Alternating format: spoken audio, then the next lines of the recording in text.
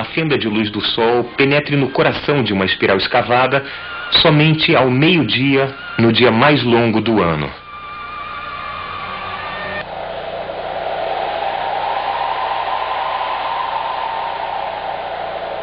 O vento açoita os canyons aqui no sudoeste norte-americano e ninguém ouve, além de nós. Um lembrete das 40.000 gerações de homens e mulheres que nos precederam, sobre quem não sabemos quase nada, sobre quem a nossa sociedade está baseada.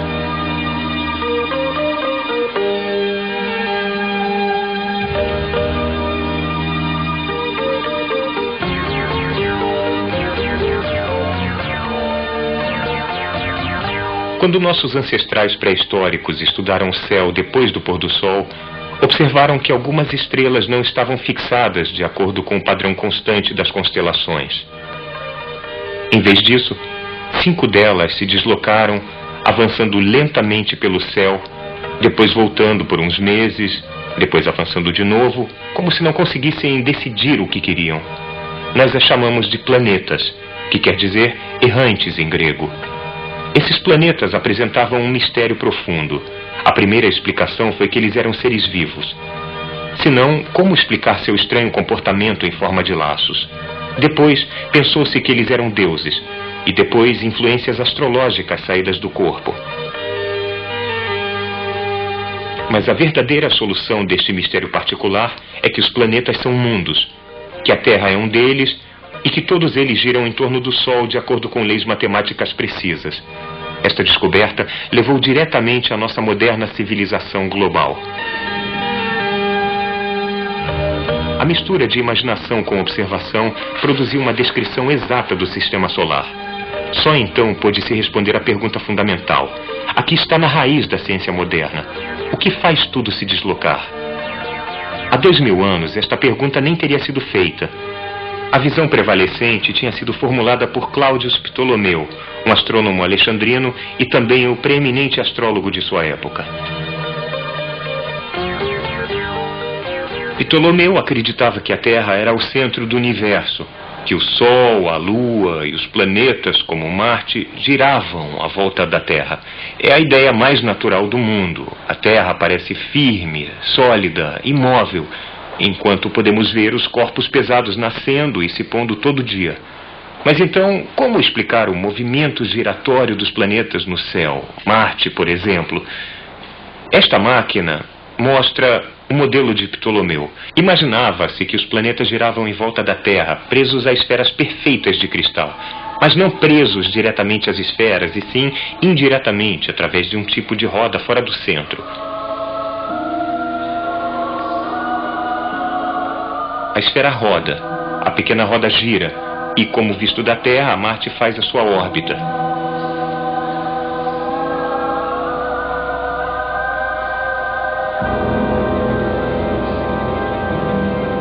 Este modelo permitiu predições razoavelmente acuradas do movimento planetário, onde um planeta estaria em determinado dia, por exemplo. Com certeza, predições boas o bastante para os padrões da época de Ptolomeu e ainda por um bom tempo. Apoiado pela Igreja na Idade das Trevas, o modelo de Ptolomeu evitou efetivamente o avanço da astronomia por 1500 anos. Finalmente, em 1543, uma explicação muito diferente do aparente movimento dos planetas foi publicada por um clérigo polonês chamado Nicolau Copérnico. Seu aspecto mais ousado era a proposta de que o Sol, e não a Terra, era o centro do universo. A Terra foi rebaixada a apenas um dos planetas. O retrocesso, ou movimento circular, acontece quando a Terra ultrapassa Marte em sua órbita. Dá para ver isso do ponto de vista da Terra. Marte agora está indo ligeiramente para trás e não está indo em sua direção original. Este modelo de Copérnico pelo menos funcionava tão bem quanto as esferas de cristal de Ptolomeu, mas irritou muita gente. A Igreja Católica mais tarde pôs o trabalho de Copérnico em sua lista de livros proibidos. E Martinho Lutero descreveu Copérnico com essas palavras. Ele disse: as pessoas dão ouvidos a um astrólogo presunçoso. Esse tolo quer reverter toda a ciência da astronomia. Fecha aspas. A confrontação entre as duas visões do cosmo, centrada na Terra e centrada no Sol, atingiu seu clímax com um homem que, como Ptolomeu, era tanto astrônomo quanto astrólogo.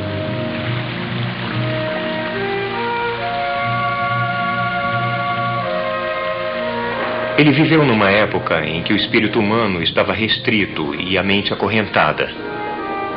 Quando imaginava-se que havia anjos e demônios e esferas de cristal lá em cima no céu. Ainda faltava à ciência a menor noção das leis físicas que sustentam a natureza.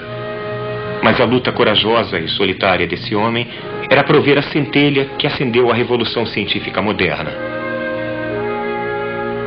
Johannes Kepler nasceu na Alemanha em 1571.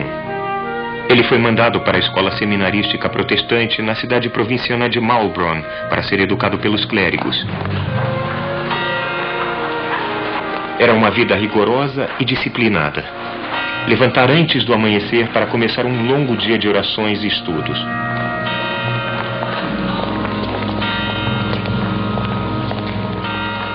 Era a idade da reforma. Maulbronn era um tipo de treinamento intensivo, educativo e ideológico, treinando os jovens protestantes no uso das armas teológicas contra a fortaleza do catolicismo romano. Denn ich befehle mich, meinen Leib und Seele, alles in deine Hände.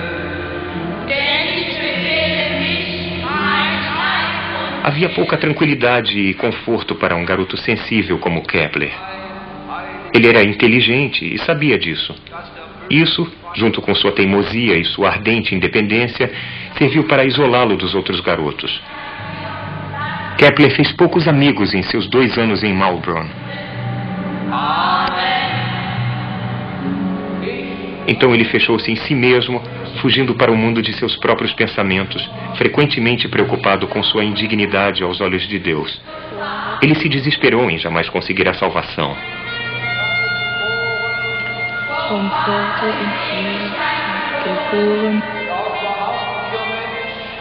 Mas Deus, para ele, era mais do que punição. Deus também era o poder criativo do universo. E a curiosidade do jovem Kepler sobre Deus era maior ainda do que seu medo. Ele queria saber o plano de Deus para o mundo. Ele queria ler a mente de Deus. Esta era sua obsessão. Isto iria inspirar todos os seus grandes empreendimentos.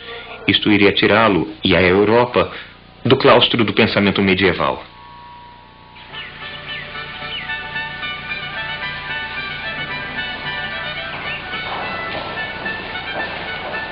Em lugares como Maulbronn, os fracos ecos do gênio da antiguidade ainda reverberavam. Aqui, além da teologia, Kepler estudava grego, latim, música e matemática. Mas foi na geometria que ele vislumbrou a imagem da perfeição.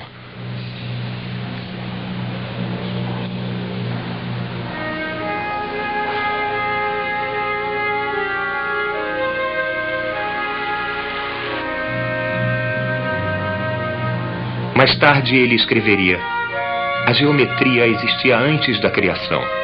Ela é coeterna com a mente de Deus. A geometria deu a Deus um modelo para a criação. A geometria é o próprio Deus.